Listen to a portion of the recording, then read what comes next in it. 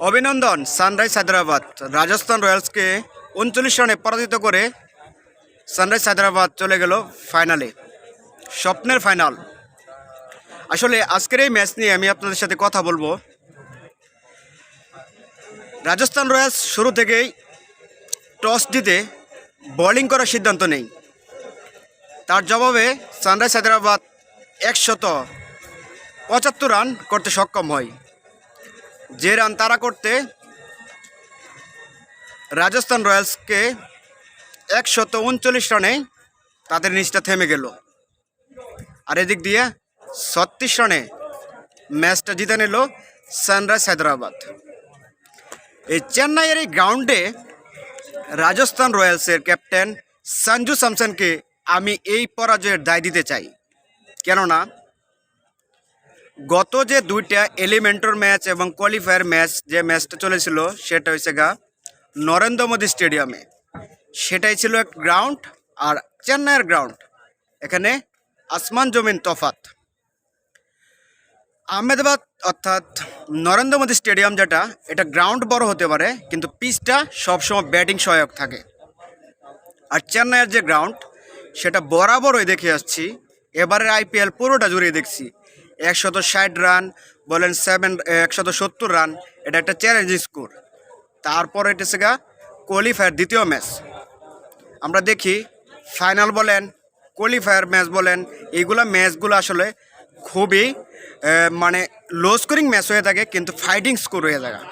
১৬০ run ৭০ run, এটা চেন্নাইয়ের গ্রাউন্ডের জন্য খুবই খুবই একটা চ্যালেঞ্জিং একটা স্কোর। যে রান তারা করতে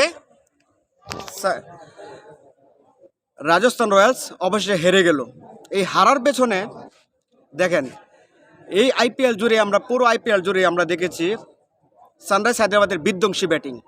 এই বিধ্বংসী ব্যাটিং বরাবরই তারা সফল হয়েছে আগে ব্যাট করে, অর্থাৎ যে দলের বিপক্ষে হোক তারা কম করে হলেও লাস্ট যে একটা ম্যাচ খেলছে কলকাতার বিপক্ষে, ওই ম্যাচটাতেও তারা ১৬৩ রান করেছিল, যেটার জবাবে ১৩ ওভার ৪ বলে কলকাতা খুব সহজেই তারা করে নিল। সেটাই ছিল একটা গ্রাউন্ড। আর আজকের গ্রাউন্ডে একটা সে রাজস্থান রয়্যালসের ক্যাপ্টেন সানরাইজ হায়দ্রাবাদ কীভাবে পারলো, সঞ্জু স্যামসন কীভাবে পারলো তাদেরকে সেই বিধ্বংসী ব্যাটিংকে আবার কি করে পারলো যে আগে ব্যাটিং করার সিদ্ধান্ত, বোলিং করার সিদ্ধান্ত নিল, এদেরকে ব্যাটিং করার সিদ্ধান্ত পাঠালো। যাই হোক, শুরু থেকে খুব ভালো আগ্রাসী বল করতেছিল, ১৩ রানে প্রথম উইকেট নিয়েছিল অভিষেক শর্মার উইকেটটা নিয়ে গেছিলো। তারপরে দেখেন সে এই ক্রিজের মধ্যে আপনারা দেখেন টেবেস সেট, সে মোটামুটি থিতু হয়ে গেল, রান করে গেছে। তারপরে দেখেন হেনরি ক্লাসেন, সেও 50 তুলে নিছে। কিন্তু এর জবাবে আপনার ব্যাটিং লাইন আপ যতই শক্ত হোক না কেন, এই ক্রিজের মধ্যে অন্তত পক্ষে ১৭০ রান খুবই চ্যালেঞ্জিং একটা স্কোর। এই স্কোর তারা করতে তারা প্রথমে একটা ভুল ডিসিশন নিছে, যার জন্য এই ম্যাচটা হারতে হয়েছে। তারা যদি প্রথমে ব্যাট করতো, রাজস্থানের যে বোলিং লাইন আপ তারা অবশ্যই ১৭০ রান ১৮০ রান করতে পারতো এবং এই রানের মধ্যে সানরাইজের ব্যাটিংদেরকে টপকা দিতে পারতো। কারণ এই চেন্নাইয়ের গ্রাউন্ডটা খুবই বরাবরই বোলিং সহায়ক হয়ে থাকে, যার খেসারত দিতে হয়েছে।